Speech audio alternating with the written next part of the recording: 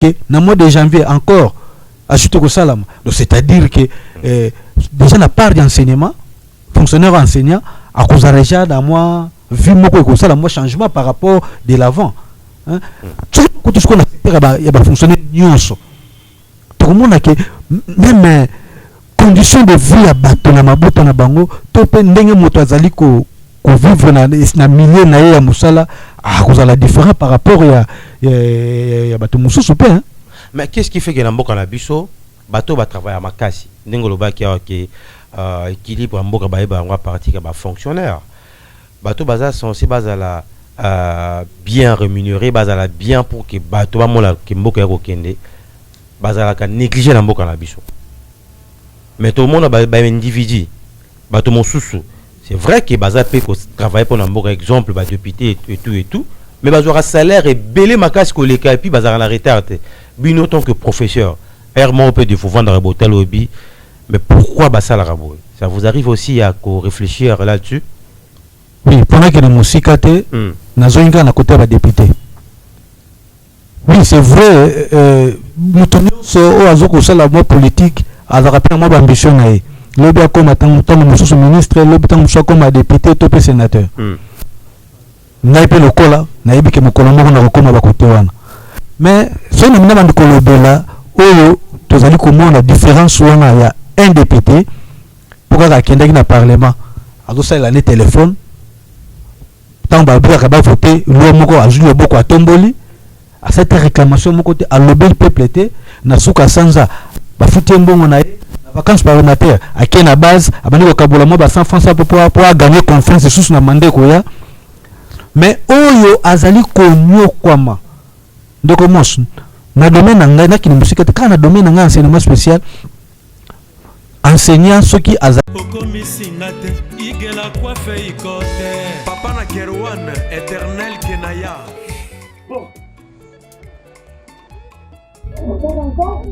Oh chérie, je pas chez ni pour les hommes. C'est aussi sexy pour les femmes. Dans ces cas, on y va. Oh. Ok. N'oubliez pas, c'est Bindou Biou pour les enfants. Eh ben oui, dans ces cas, on y va. Hugues la Coifficoté, votre salon de coiffure sur la Nationale 3 au pavillon sous-bois. Salon Hugues la Coifficoté. C'est aussi pour les femmes.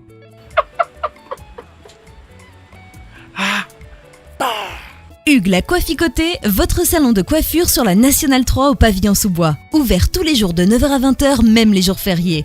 Plus d'informations au 01 41 55 00 00 ou sur le www.huguelacoifficoté.com. Hugues la Coifficoté, l'homme qui coiffe la ville. Salon Hugues la Coifficoté, c'est vraiment sexy pour les femmes. Nous les hommes, on manque les mots. Pour les enfants, pitou-piou, il dort.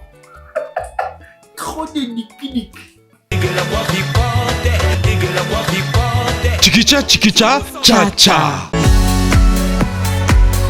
Et moi na state, moi na Europe, moi na partout dans le monde. Opération Pesandako Valeur pour tous vos travaux de réparation, design ou décoration intérieure et remodélation de vos maisons. Contactez Pat Art Design. Pat Art Design met à vos services décoration intérieure avec la technologie de pointe. Montage de meubles de télévision, montage de plafonds, décoration des murs, décoration de vos chambres, réparation, peinture, carreaux, bois, réparation des murs et tapis. Pour tout contact, appelez Pat Art au numéro WhatsApp ou télé +1 34 77 48 87 61 ou au +1 90 39 52 60 99. Pat Art Design avec peu de moyens. Vivez l'atmosphère paradisiaque dans vos maisons. Mbongo Ike Kaka, papa, maman, jeune, elenge, c'est Pela. Kebananda kuna eu ya États-Unis, ya Europe et comme lokola Pakajuma. Na mbongo muke, penga Pat Art Design okozala satisfait. soit, contactez Congo Promo au 774 578 75 63.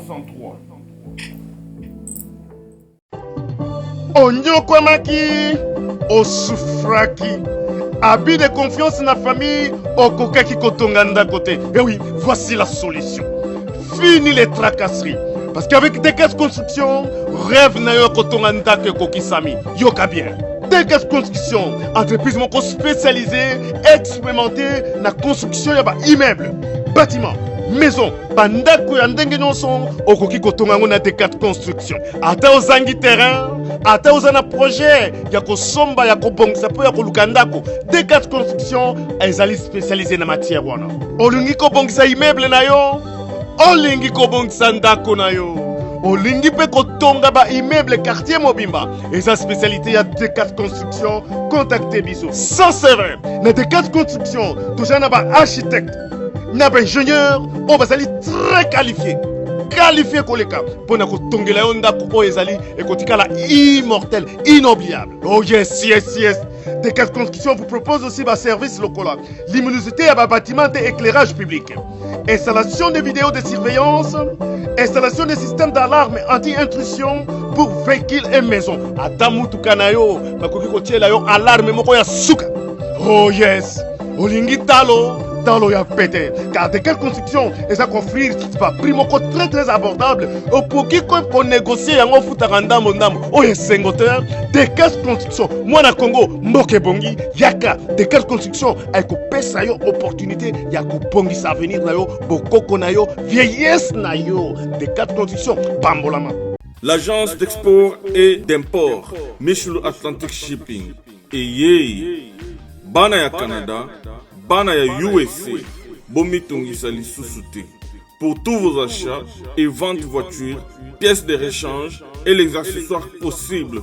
Na koti na ba koli na bino na Kinshasa, bomitungisa penza te. Please, bakoya koza koli tina ndako.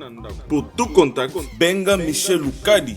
Plus 1 508 371 60 43 USA na Canada. Pour la Kinshasa, benga na plus 243 89 551 30 38. Michelo Atlantic Shipping. Yaboye, bazu wapi. Bana ya Dallas, bana ya États-Unis mobimba. DHL et na système ya buka lelo, lamba lelo. Bokota, l'air est grave. DHL, garantie assurée. Na ba primoko, nanu ezalate. Tinda kolina yo na Kinshasa, tona Afrique mobimba. Livraison à domicile dans 3 jours. Samba Senga, bongo ya livraison. Ba poste kutu ekosa, ekoma kimpiato. DHL, omeki okangami. DHL sala mumbongo na yo à 200%. DHL otindi mardi, otindi mercredi, otindi jeudi, otindi lisusu mokolo ekoya. DHL turo yo enyati bango nyonso tu. Pour tout contact, benga mwana mboka Yale Financial Service, situé sur l'adresse 2821 Brown Trail, Bedford, Texas. Pour tout contact, appelez au numéro 972 890 87 81. Service d'accueil assuré. Solution et mon ami, toujours travaille sur qu'on a DHL. Donc, les alliés garantis, tous à lundi jusqu'à vendredi, vous avez votre colis, vous passez ici, tous en a carton, juste l'idée sur les cartons que nous avons. 3 jours, 4 jours, et comme à Kinshasa. Et qu'on compte jusqu'à 10 pounds. Autant d'ici en haut, prix assez garanti 3 à 5 jours, et comme en haut sans problème. We're super excited to bring it to the Congolese community. We have 4 different sizes of boxes. It's reliable, fast service there within 3 days, and we have a really good competitive price. Chez Yale Financial Services, solution et monanier.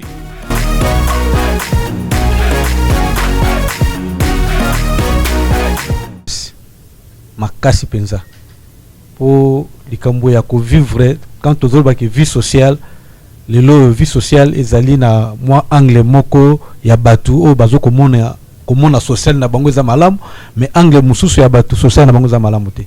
Maintenant to lo baneti vie sociale ba élément nini o déjà mutako za na idée na yango vie sociale ce que peut définir yango ba élément nini zo faire partie de la vie sociale ya moto. Donc to limbola yango to bengi vie sociale ezali vie moko o batu bazali ko vivre en communauté. OK. Ce qui est différent na vie privée. Okay. Vie privée ezali ya yo moko moto to pe ya libota na bino moko to pe ya ndako na yo moko. Wana ezali vie privée. Mais tant de bengi vie sociale ezo ko englober beaucoup plus la communauté. OK. Environnement za la kati. Voilà.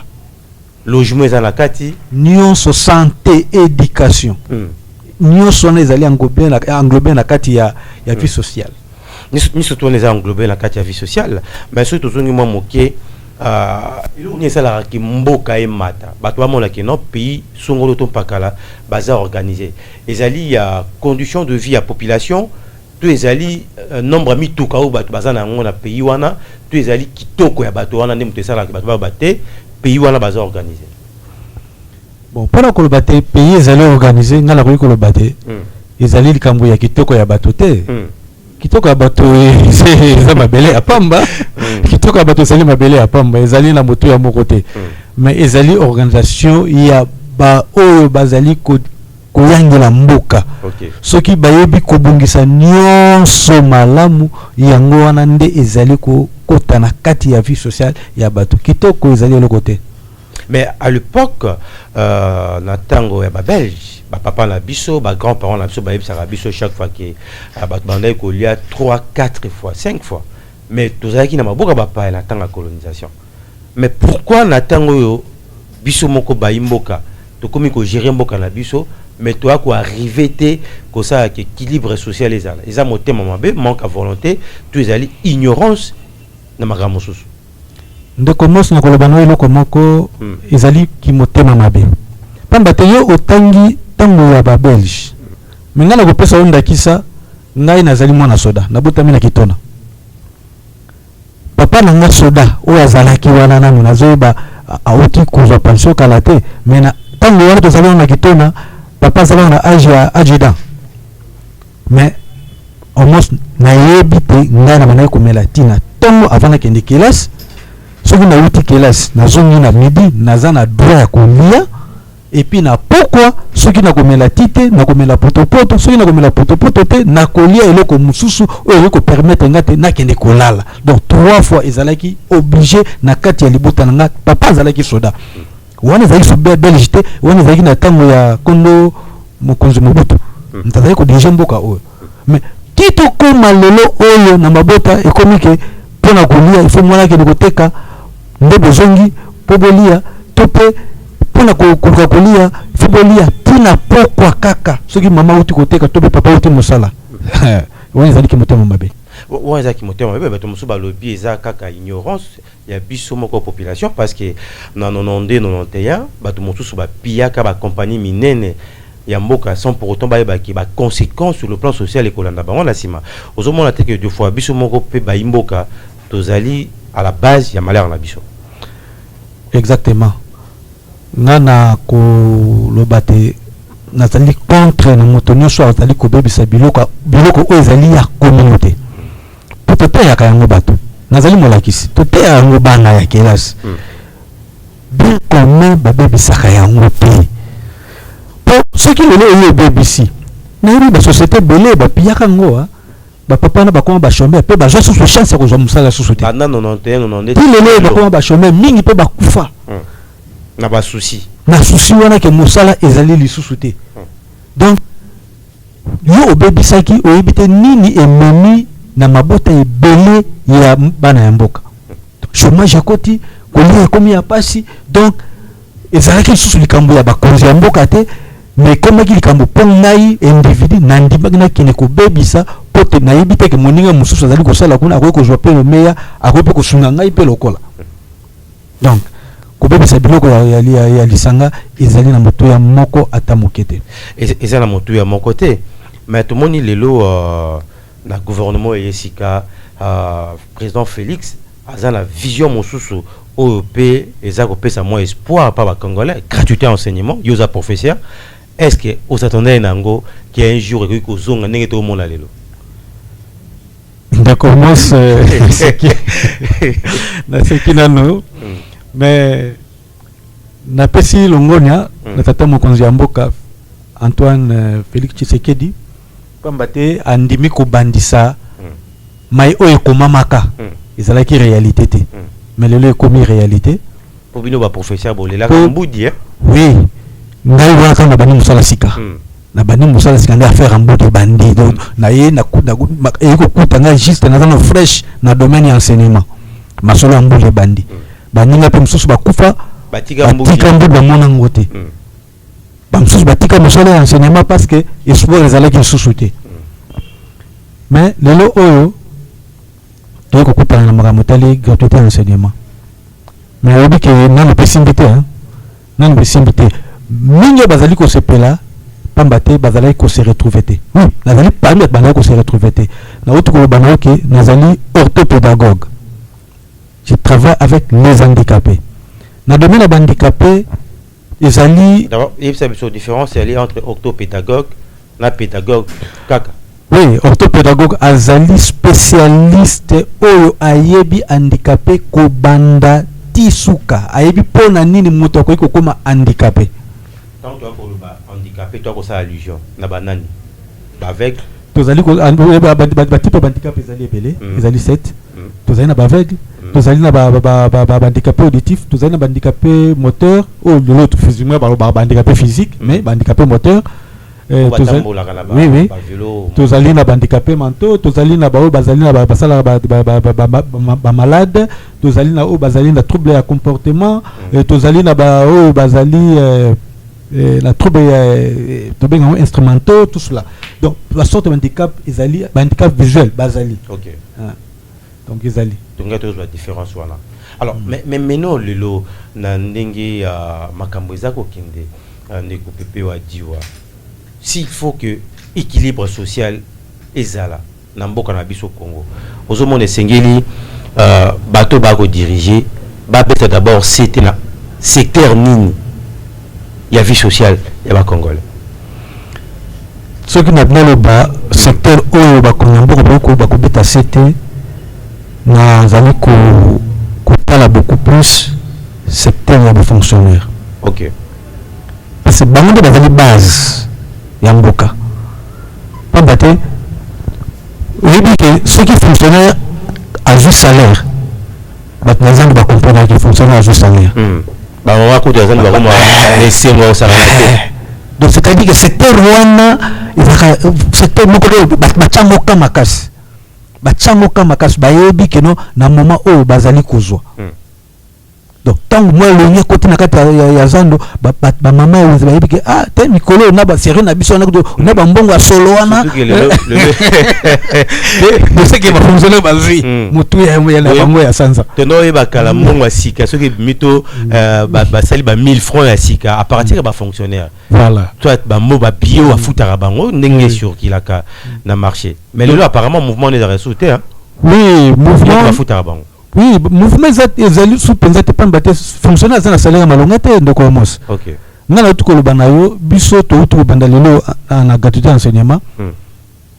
Tout ko toucher par rapport à la réclamation ba syndicaliste ba salaki ba sali so mo complément moko ya salaire. Na passé à 15 000. Non, à 15 000 kwa makala. Quel mama solo wana kutu mama solo mokutu. Yango pe ba c'est pas là quand même, c'est pas là quand même. Mais c'est pas moko ya contre quel de commence. Mais batu ba komona moi que réalité ya komona peut-être il y a 15 000 wana et ça lui combien fois combien oyo ba tout ça la mois complément. OK. Et puis complément ils ont mis dans mois de septembre, dans mois d'octobre pe ah oui tout ko futama. Donc c'est-à-dire à lire ezali. Ce qui promet ezali pendant na ndenge ya solo.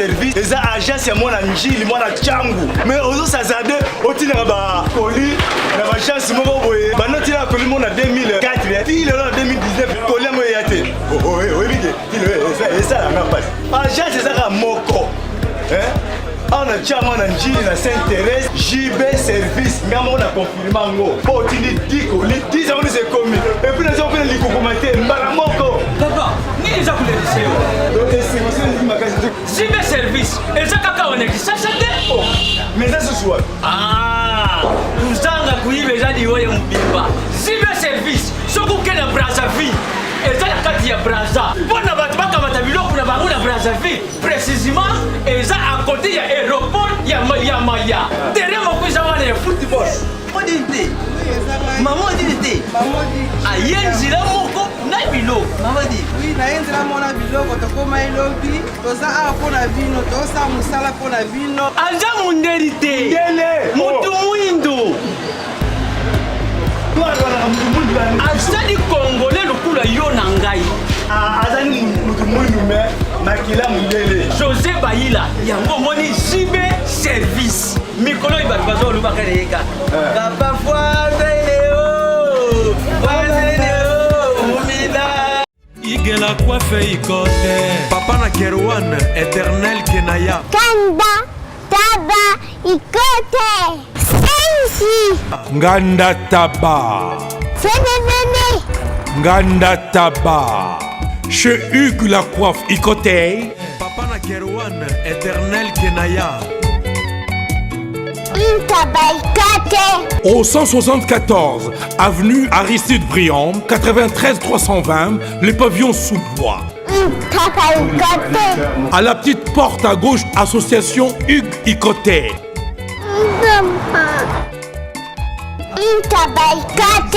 01 41 55 0000. Ntaba Ikoté. Dans le mois de janvier encore, ajouté au salam. Donc c'est-à-dire que déjà la part d'enseignement, fonctionnaire enseignant, à cause de déjà dans moi vu beaucoup ça moi changement par rapport de l'avant. Tout ce qu'on a fait, il y a fonctionnaire nyonso.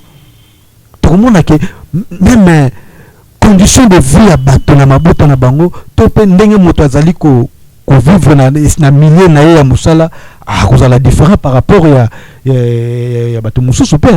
Mais qu'est-ce qui fait que l'amboka na biso bateau va travailler à makasi ndengolo ba ki équilibre amboka ba eba ngwa parti ka ba fonctionnaire bateau baza sont aussi bazala bien rémunéré bazala bien pour que bateau ba mola ke mboka ko kende bazala ka négliger l'amboka na biso mais tout le monde ba individu bateau mosusu c'est vrai que baza pe ko travailler pour l'amboka exemple ba député et tout mais bazora salaire et belé makasi ko leka et puis bazara la retraite bino tant que professeur on peut vendre un botel hobby mais pourquoi ça la raboue ça vous arrive aussi à réfléchir là-dessus oui pendant que les musikate nazoinga na côté ba député oui c'est vrai mutonyo so azoko sala mo politique azaka pe mo ambition na ye lobi akoma tant mususu ministre lobi tant mususu comme député to pe sénateur ngai pe lokola na yebi ke mokolo moko na kokoma ba côté wana mais so na mina bandi kolobela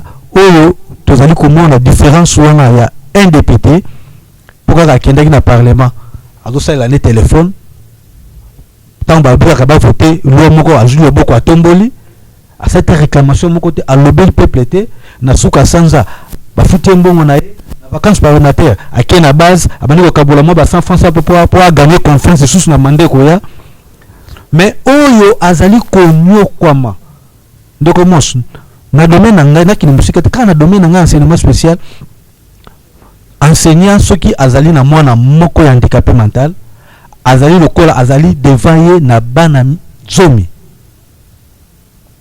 soki enseignant azali na bana mitano do zoka sko mwana moko fois 10 mwana moko fois 12 c'est-à-dire tola bana mitano na classe azali lokola na bana 50 parce que chaque enfant est un cas ce qui est différent par rapport à l'enseignement ordinaire. Enseignant on a azoko souffrir ko banda tongo tingonga ya midi ye moko na kati ya kelasi mais na tango ya kala bazoko futa ye motuya oyo kutozo ko représenter atako to salaire na été Ils ont représenté à tout le monde qui a foutu l'anda qu'on a été. Et donc ça a bien makasi. Makasi koleka. Makasi koleka. Vous êtes un enseignant. Quand vous avez un moussala ou bien ça c'est vraiment un enseignant. Enseignant, d'accord, enseignant. Pour la nuit, les chemises et l'emba, ça peut être l'emba. Azakuta na position te, il monte en zoyana no boya, azakuta na position kuta malongate. Pambate revenu na ye o l'état azali ko pesa ye, ils ont correspondre te na vie na ye. Donc pote alia et sengela senga. Ils a vite. Mais je suis plus peu à dire aux professeurs. Pourquoi à le tourner comme on a battu à Boigna, bah professeur, ceux qui battent place mon songolon pakala, il est censé résoudre un problème ou la population, c'est-à-dire qu'on peut sa solution. Mais le tout le monde a été, tout le monde va professeur est belé, bah comme bah ministre, bah qui dans le domaine abino, tant que bah ministre enseignement et tout, mais bah quoi arriver t'es qu'on peut sa solution, ne pas problème. Si tout le bateau ça n'est toujours bah sage, n'amboka. Oh, tout le monde a la place, on a qui tout soit bateau à Mayel, tout bengaka, tout le monde parce qu'apparemment, on peut sa solution, t'es bino ba professeur. Oui, il y a solo, naebi que tout le bango na bandeli, ils allaient question payer à monter ma mabe. Ce que vous vivez na bateau te ou te bon moi na yo, vous vivez na peka malam te même au comme konzi. Ce que vous avez partager na bateau te ou te bon moi na yo, soit que éducation na ya partage te ou te bon moi na yo. Vous pouvez partager na bateau te ata au comme konzi. Donc mingi bazawana ezalaki ba sentiment ya misala bazali ko dans tout le sens à patriotisme exacté mingi lelo ozomona yango pe ba okende bazokoma lokola ba kuluna cravate na misala bazali ko sala pamba te sans wana ya patriotisme oyo pele sengle ba ko sala na kati ya musala na bango bazwi ezali ko sala mate pamba te souci ya bato souci ya base exacté souci ya base ezalité ma lelo tout qui malé mais n'attend ya ba fête est-ce que va continuer à repasser sabino ba bloc ba repasser sabino chaque année donc professeur tout le monde a kala na suka mvula boye ba repasser ba sac ya ba loso ba nini et ba na paye ko ça peut bien est-ce que besoin ka lelo donc commence na éviter ce que zala qui yambo ngana comme enseignant mais durant bientôt 20 ans na tout le bana sans on ko kisango ngana ke ko tana loko anate l'état a pesingaye soso toloso ba carton ndenge tout le monde a enseignement ba fonctionnaire mususu peut-être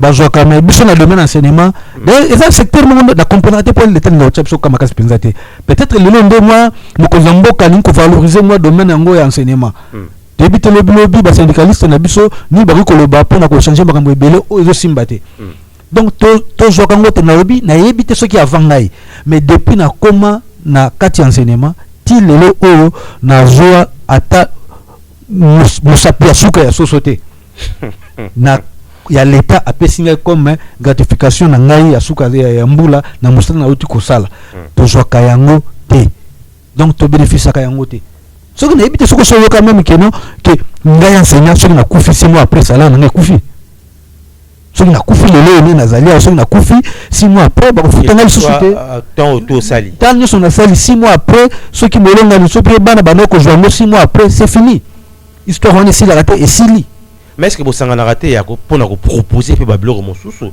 parce que vous la ka ba député te ba voter ba loi mosusu pour na intérêt na bino vous raté vous sangani na ba association na bino bozakana yango beaucoup luka ministre enseignement boluki beaucoup peut-être na bureau ya chef de l'état pour que battre peu ba cas ba réalité il y a vie sociale là bino parce que vous appelez la bana vous appelez la famille oui ils allaient ba CG ou ba syndicaliste déjà ba bundaka pona yango donc tout le baguette mitema mabe ya ba konzo bazali ko DG ba mboka na biso mais bazali ko négliger ba biloko wana mais ezali ba élément ou ba syndicaliste tango nyonso bazali ko bunda pona koluka changement na eko après ba kokota to éviter le biso ke kozala ndenge nini mais c'est parmi ba élément ou ba syndicaliste bazali ko tenir compte na ngopé pona kolobela na kati ya ba réunion na bango. Très bien. Alors ba imboka na biso bozolanda biso de partout. Je crois numéro na biso allé afficher. Donc bobenga biso te, bo sala ba SMS.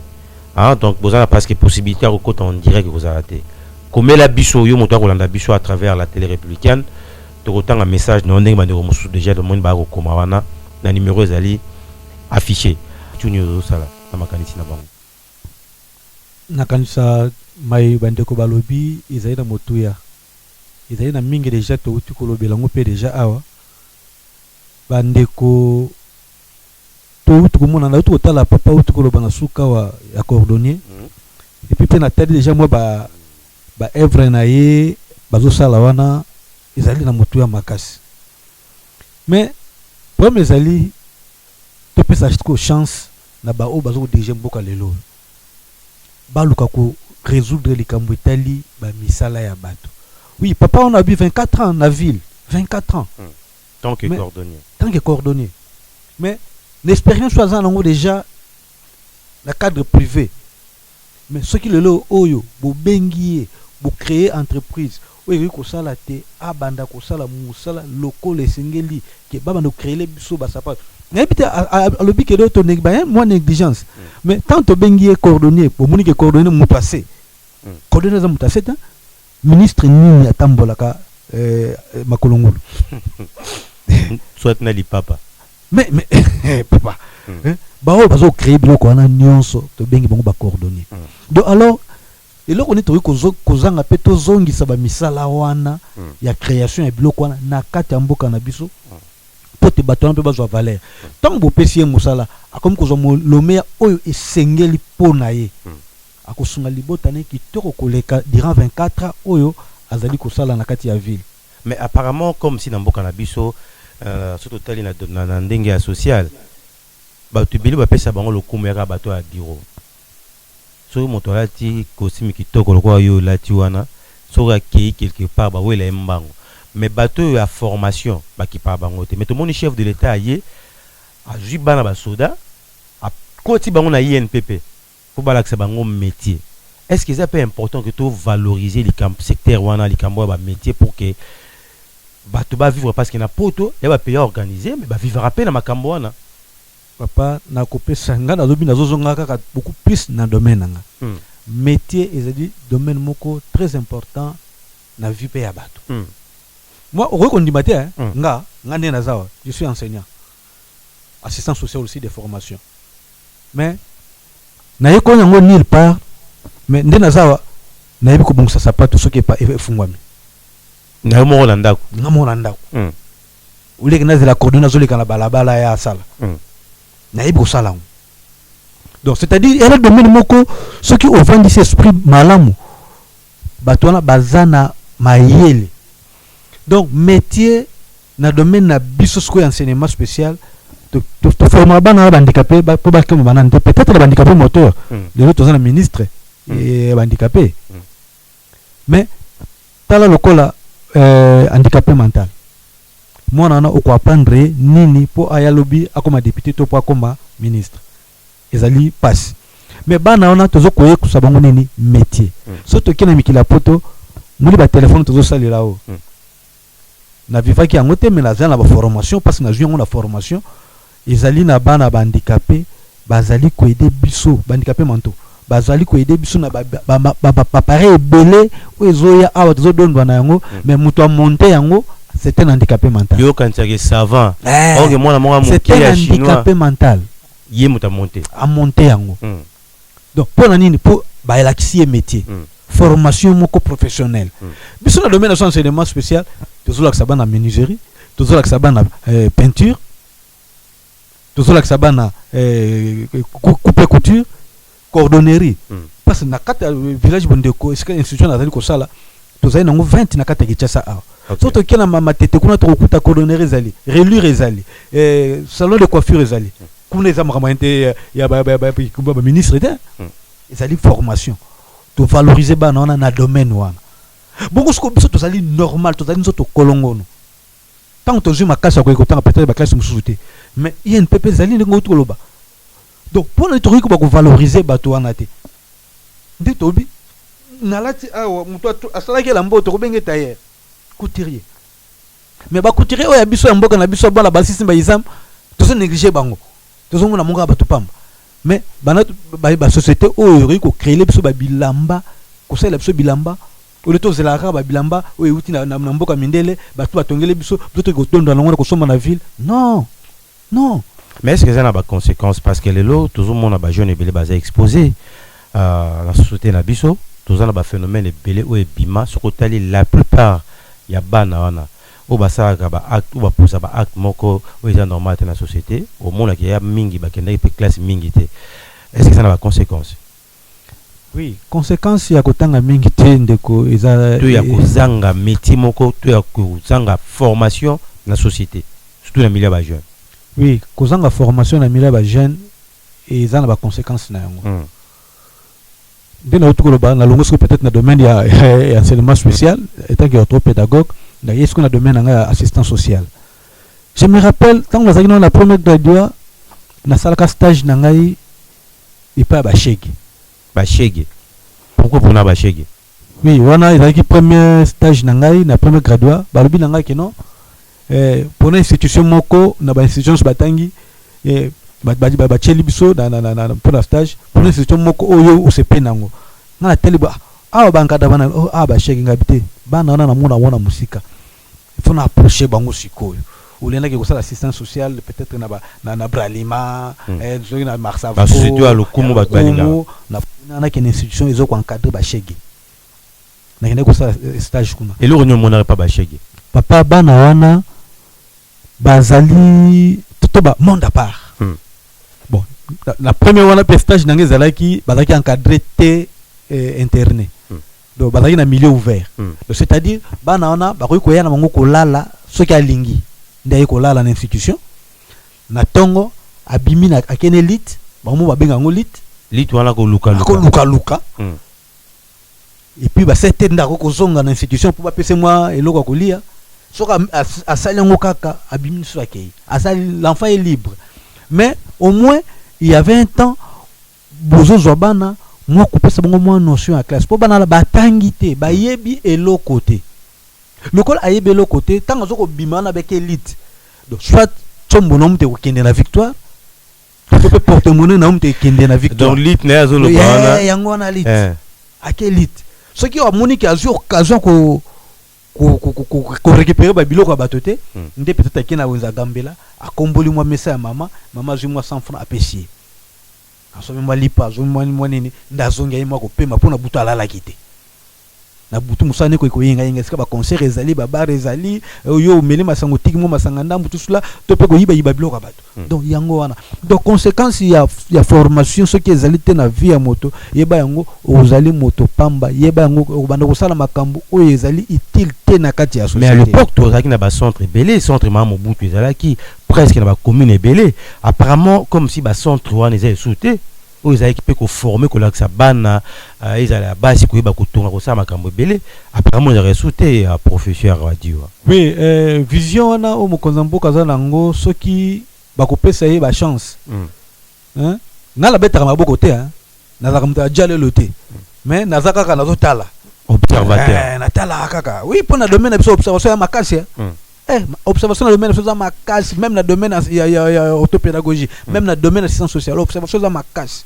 de total à kaka donc au sali malam to betelo maboko au sali malam te to ko biso au sali malam moté au sali malam moté ngala zo bana minute que no oui baba c'est moi quelque chose dans le domaine enseignement to betu moi maboko mais to zo zela pour lobby baba kisa pour ba kokisa moto na niveau o akoyi kozana nango pour à se retrouver enseignant ko ko futa ndako ayeba ko futela bana enseignant ba ko mema bana ba université te c'est impossible alors ce qui mokonamboka na vision na ye abongisi ba centre wana lobby bana wana nyonso ba to ko yengana na balabala ba komi formé ezala ba ONG kaka teke pona ba intérêt na bango mais ba ezala na intérêt ya bana wana na souci ya bana wana po mingi basala pe ba ONG pona bana wana mais okipe bana na formation balonge ezate donc bango ba ko profiter na sima bana wana ole ki ba ONG basala l'état exactement l'état asala yango monenge gratuité donc bana bazali ko kende kelasi ofele ngana za na mwana déjà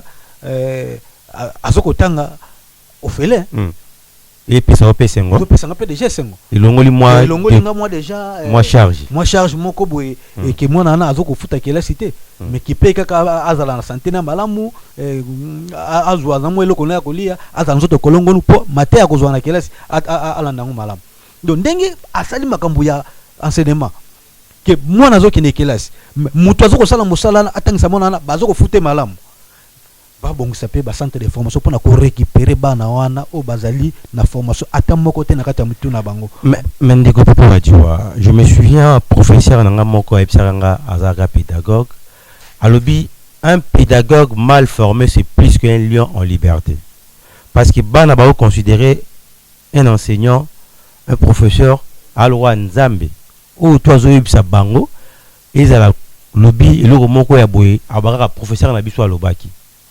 Mais tout le monde a payé antivaleur, peut cotiper mon sous yakanyaka na niveau ya ba université, na niveau ya banini parce qu'ils ont défendre kaka ba droit na bino. Mais ba devoir au single pe subino ba to abonya ba professeur bo sala na ba université et na ba école.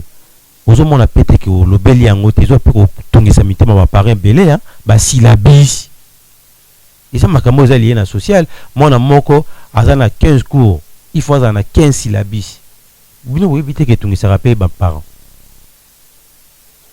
De commence likambo ya kanyaka na surtout beaucoup plus na niveau ya université ezoko embêter population makasi. Bana bazali ko tanga lisusu malamu te na niveau ya université. Kela ezali ko pesama. Mais formation au moins na ko komi kotisa na kati ya mutu na ye ezali penza sute pamba te mwana yebi ke ata bomine nzoto te suka na yango ye akoluka mbongo pote apesa pote ye akozwane kaka po apesa kimbongo mwana komi kozwa na kelasi po asombaki syllabus comment possible syllabus peut être écouté et syllabus est comme point syllabus est comme point bandeko nanga ba enseignant après c'est cours te mais après c'est cours te ba bazana ba syllabus nene mtakozwa. Donc c'est-à-dire que interro sur D, TP sur D, présence sur D parce que le professeur a besoin de mon cours. Mais au cas syllabus sur 5. Donc syllabus c'est la cotation, la pondération, ma case psychologique, tout interro d'examen. Et ça danger pour l'éducation bana. Danger makasi. Tout ce que peut sabana et loco nini. Donc moi na azak comme déjà quand esprit que il faut na na syllabus pour na déjà na moins au moins la moitié n'a déjà ya ba point. Quelque part au basara bomba lukaraba mi futa bango moko via syllabus mais au déjà syllabus moko $10 et ça facilité hein ba salaire ba tout mususu bazora pendant un mois zaka $100. Oui syllabus moko déjà $10 bandeko bazuko teka na ba université bazali ko luka peut-être pour ba misunga hein ba misunga yango to lobi ka ba konzamboka ba koteka makambo bien pour même makambo tele ba syllabus on il faut to ba luka ba zonga ba kota yango be pa mbate syllabus ko teka matin na $10. Vraiment moi naza na 15 cours de déjà en dehors ya frais académiques na ye au moins déjà $150 ya ba syllabus sans compter les TP. Les OP ça passe. Alors tout en la culture so bande wasel les biso. Salut Télé 7 et Matin 7, c'est Frida Fouille depuis la commune de Lemba. On se demande comment explique-t-il na Lemba terminus courant et comment passer. Des fois, ils ont ça là 2 semaines sans que courant est à la facture et ça koya ti ba 80 000 francs congolais. Les camalotiliques. Hein? Et comme il y a un peu de problème dans la macamba sociale. Macamba là c'est tout kota ngo susu penza donc parce qu'il y a un peu de partie de la sociale. Au moment de ça monsieur tu ko so apika kureke na moi. Kureke na moi. Et puis monsieur Katel Moussa le baby mais bon ça attend la facture la fin du mois. Bon ça attend la facture. Chien c'est en train de dire gazo la technique à groupe munene. Ah le roi est donc au moins ça. Mais c'est pas ça la vie des gens. Papa. Une grande partie a vite pour faire de Kinshasa Mikolo, tout courant aux arrêtés. Ah, il faut le bain. Wana bon, situation na bango penza na zunga koye bang na yeba malam penza te, mais pour ma coureza makasi peut-être pour bazolo ka ba bongisa ba améliorer ba qualité ya courant yango. Mais papa likambo tali facture wana. Ba to bazana couranté.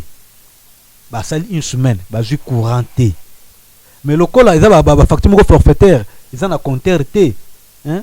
fin du mois et kaka selon ne balali balamuki babambi kaka monta bakobamba babika bongo baza so na classe nini babenga ngomo babenga ba classe baso na classe nini babambi bino classe na bino monta o bako kopesa bino pote boye bako kopesa bango na nini bongo siko boza na retard ko futa ngo tala milongo ya bata ya agence nelonde bako bandola ndana kota bima pona kuluka bakata bino donc on a pesé important qui babongisa. Merci beaucoup Omos pour l'émission Nabino Boza Kolobaka ka vérité. Merci. Ndeko Mosu soit commis à Bonjour monsieur Omos, pour améliorer le social de la population congolaise, je pense que l'État doit mettre des moyens conséquents à l'agriculture et chercher comment relier nos différentes provinces. C'est-à-dire remettre l'agriculture dans sa place qu'il faut. Comment un pays comme le nôtre peut importer le poisson et les poulets. Donc, comme on l'a dit à décembre, ils ont dit que les mingi les côtes étaient conteneurs et routes à Zimbabwe. Et tout ça rappelle Congolais mingi. Pour toi, on a le plus poissonné du monde, Tanganyika même. Tout les bambi ces routes à Uganda. Ne crois pas qu'ici, investissons d'abord dans l'agriculture et évitons l'importation de produits que nous pouvons, nous Congolais, produire. Que font le ministre du Travail, Plan, Agriculture et des Fonctions publiques? Ceci leur engage du pain. Ces sujets, en ce que je sache. Monsieur Jacob, merci beaucoup, Monsieur Jacob Ishika Ozali. Donc, bonjour Télé 7, le meilleur chaîne de la RDC, c'est Padjo, qui vous félicite pour votre émission. Ça nous donne aussi l'intelligence, enfin que nous puissions aller de l'avant. Merci beaucoup Ndeko Padjo. Donc toujours continuer kotanga batesto ya bandeko. Bonjour matin 7, c'est Christian Ndembo depuis la commune de Lemba. Merci pour votre émission. Je salue ma maman Emmanuel Ndembo. Bon, c'est pas une émission de dédicace, notre ami.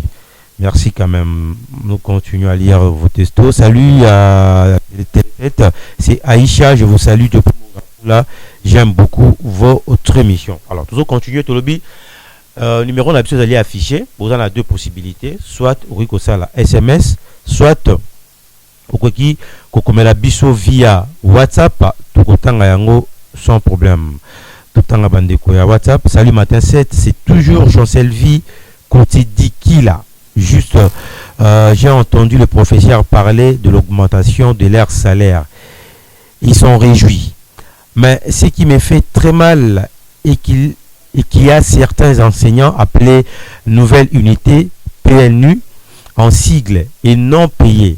ENP ne sont pas payés depuis le mois de septembre et qui sont là et qui enseignent sans rien bénéficier de l'État.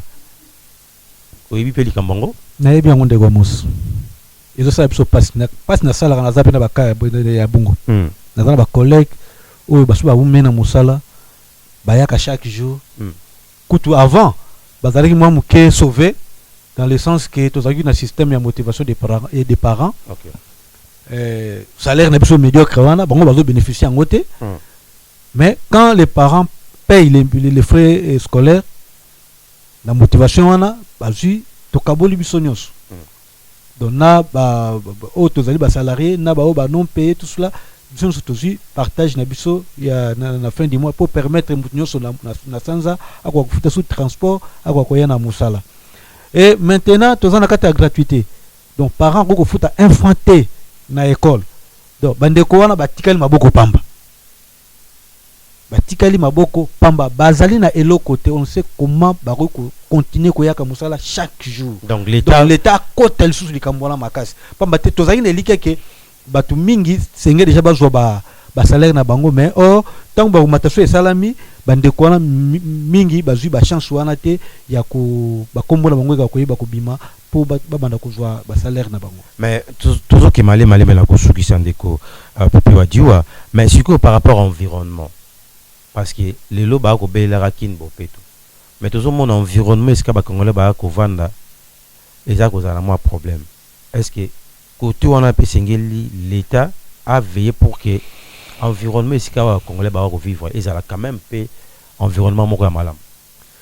mbote papa Gentini Ngobila mokonzi ya ville Kinshasa isiko zali mokolo bosala ki lancement ngala tambola makolo nandoke musala kota mimoza na kiti na rompa molar fala na zo mimoza pompage na beta makolo bana na rompa molar ti na chibangu pamba tenzele zaki ya okangama makama kini bo peto ngabi do makamo zo bonga sikuru mende ko mosto bima awa sikuru to kende sika basangana ka wana na baka ya wana na place wana na banda na baka ya wana ta sika bango bazalaka na sima podium na mupanzi entre ya inga kende kuta ba pobele za wana to kende so musika te na boko tamba bisika mususu donc suivi na mbone na yelibo na lo bango te mais na zoni kaka esika bazalaka esika bavandaka donc suivi il faut ezala papa elo te elo mbona na balunge bandite mais nazo ko encourager bango bakota likambo penza bien batika ngo ezalaka terre à terre te bakota yango bien penza basala yango bien de façon que quand on bakota yango bien il faut pas ça concrètement parce que il a le repose dans l'absence problème les agato le baka mais tu proposes à rater mais oui ngai na makansa na kansa boy ce qui mukonza mboka et mukonza ya ville Kinshasa plutôt à lobby que à disposer ne fait que tracteur moko na commune na chaque commune apesi ba ben atami balé ezala te ko soki o ya ka sala ka déjà hôtel de vite ba disposons na kati ya commune que ezali permanent na commune commune on la carburant carburant ça déjà à l'état soki l'état ça na retard pour sa commune a tekra ba ticket na bowenze bon ça ngamo carburant donc mosala esalama ezala permanent batu oyo bazali engagé pour na kosala mosala wana bazala ba agent à l'état bafuta bango salaire oyo esengeli pamba te d'ailleurs domaine bakosala ka wana ya kolongola bosoto wana ezali likambo ya santé ezali malade bato basengeli bazala bien payé ngala reketaka okuti mutazo kombola bala avec ba poussière nyonso azo sengo mai donc c'est que mutano zo salaire malonga te donc bafuta bato wana très bien ba cantonnier oui alors ndeko ba continuer ko komela biso salut Télé 7 c'est Benjamin Tamboué depuis Télé j'aime beaucoup votre émission, ça nous donne le courage et l'intelligence. Je salue tous les membres de la famille Yamokeba. Merci à vous. Bonjour Omos, Ngana Zali enseignante.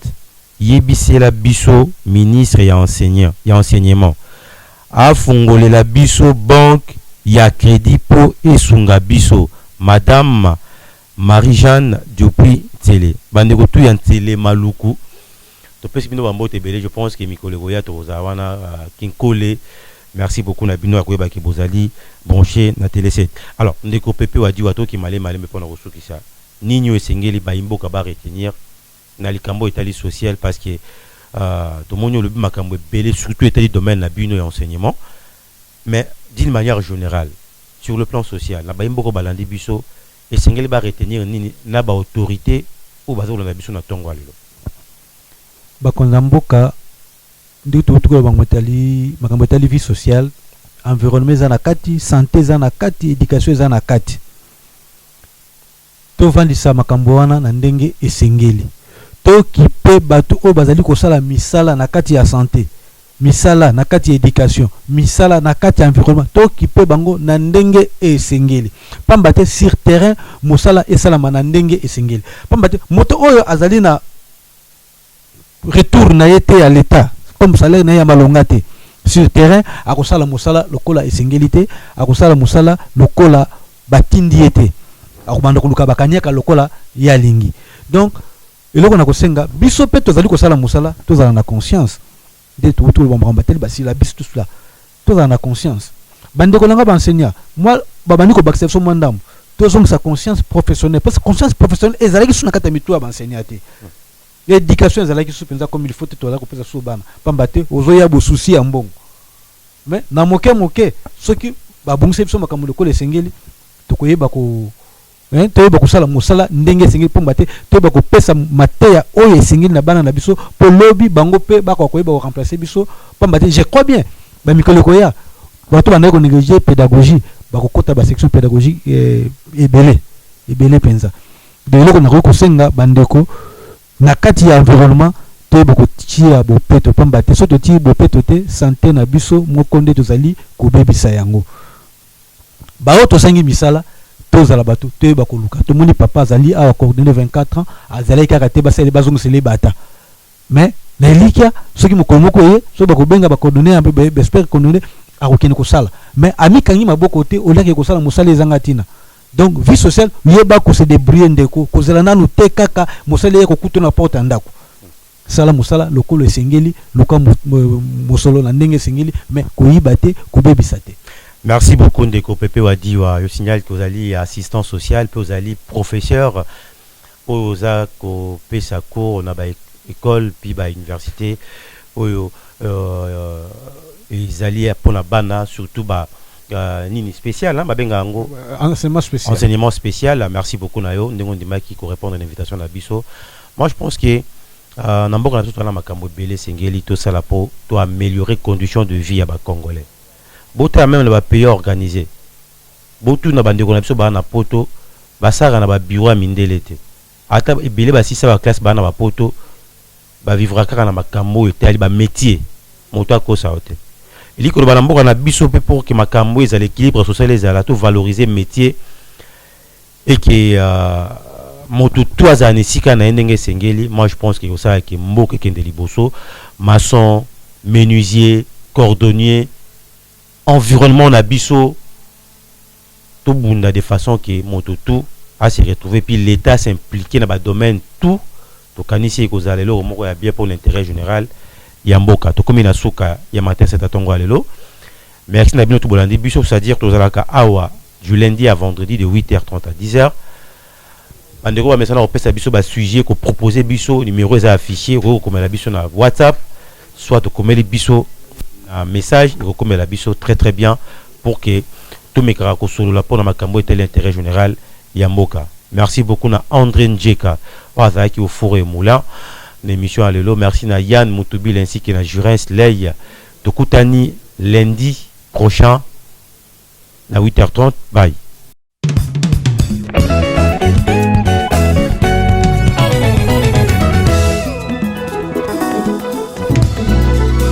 Jésus-Christ est le même, hier, aujourd'hui et éternellement. Amen. Au poussons des cris de joie, des cris de joie, poussons des cris de joie, des cris de joie, oh des acclamations, des cris de joie, oh des acclamations, des cris de joie. Oh Jésus, oh, ah Jésus, oh, mon bouclier, ah Jésus, oh, c'est toi ma protection, ah Jésus, oh, mon rédempteur, Jésus, prince de paix, c'est lui qui donne la joie, des cris de joie, des cris de joie. Entonne son palais avec des cris de joie, des cris de joie, oh des cris de joie, des cris de joie. Oh Jésus, oh, c'est toi Jehovah Jireh, c'est toi El Shaddai, c'est toi Adonai. Ah Jésus, oh, c'est toi Jehovah Tsidkenu. Ah Jésus, oh, tu es tout pour moi. Avec toi nous sommes plus que vainqueurs. Jésus, là-haut, mon nom est inscrit là-haut, là-bas. Là-haut, mon nom est inscrit là-haut, là-bas. Et là-haut, mon nom est inscrit là-haut, là-bas. Mon nom est inscrit là-haut, là-bas. Oh là-haut, mon nom est inscrit là-haut, là-bas. Là-haut, mon nom est inscrit là-haut, là-bas. Et là-haut, mon nom est inscrit là-haut, là-bas.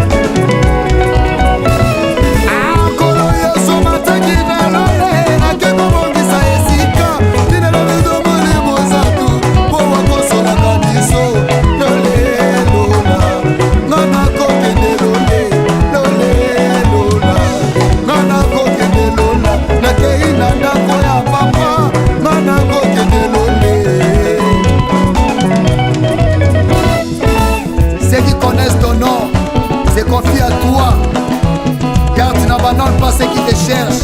Oh Éternel. Elohim, Elohim, Elohim, Masia. Elohim, Elohim, Elohim, Masia. Elohim, Elohim, Yonde Papa Lola. Elohim, Masia. Elohim, Elohim, Elohim, Masia. Amana Yemi Elo, Yonde Papa Lola. Mana Yemi Elo, Mana Yemi Elo, Mana Yemi Elo, Yonde Dame Abomo. Mana Yemi Elo, Mana Yemi Elo, Mana Yemi Elo, Mana Yemi Elo, Mana Yemi Elo, Yonde Papa Bana Yo, Natika Bambia Sekula Tayo, Elo, Naboya Mokili Nalanda Yesu, Elo yo, Nanaboya Bambia Sekula Kantame, Elo, Matenyo Songa na Losambo, Elo, Nabafinga Batonga na Itandase, Elo, Nakenda Mangenge Kuluka Yesu, Elo, Nana Mataluzizi la Kuluka Tame, Elo, Ameke Ninyo Songa na Solution, Elo, Nabafinga Batonga na Landa Yesu, Elo, Yonde Papa ya Lola Tambe Alikama, Elo, Tambolo Binini Tambe Rine. Hey, Jésus, Kolo, Adonai.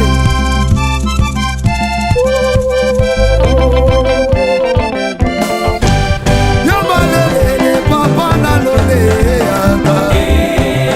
Papa na lole yaka. Oh, inabele la kayo butu na moye yaka. Papa na lole yaka. Oh, yomalele, likoti na moto yaka lele. Papa na lole yaka. Oh, yema ozantambe, ozantambe, ozantambe, ozantambe ya solo. Ozanzambe, Ozanzambe, Ozanzambe, Ozanzambe ya solo. Ozantambe, yonde papa bana. Ozantambe, ozantambe ya solo. Ozanzambe, Ozanzambe, Ozanzambe, Ozanzambe ya solo. Ah, Yesu azali tambo yo. Amina lele. Yesu azali tambe. Amina lele. Yesu azali tambo yo. Azali tambe. Azali tambo yo. Azali tambo yo. Basorcier boyoka. Bamagicien boyoka. Baframaçon boyoka. Azali tambo yo. Nanga botumboni tamba basakoli. Botumboni tamba basakoli. Botumboni tamba basakoli. Botumboni tamba basakoli ya bantoma ye. Tambe ya lola. Tamba batoma ye. Tambe ya bongo. Tamba batoma ye. Tamba erike wawa. Aya batoma ye. Tamba likama. Aya botumboni tamba basakoli. Botumboni tamba basakoli. Botumboni tamba basakoli. Botumboni tamba basakoli. Aya batoma ye. Tambe ya lola. Lola nanga ye. Afungola lola. Tomona likamo ye. Afungola lola. Alola nanga ye. Alola nanga ye. Tomona likamo. Afungola lole lola. Yawe lole lola. Yawe lole lola. Yawe lole lola. Lola nanga ye. Afungola lola. Tomona likamo. Tambero ya lola. Yawe lole lola. Yawe lole lola. Yawe lole lola. Yawe lole lola. Lola nanga ye. Afungola lola.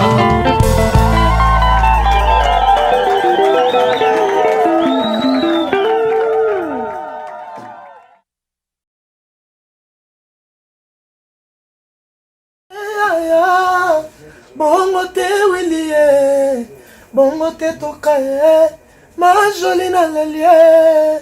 Ah Willie etoka, nasengi pardon, kosala bongo te.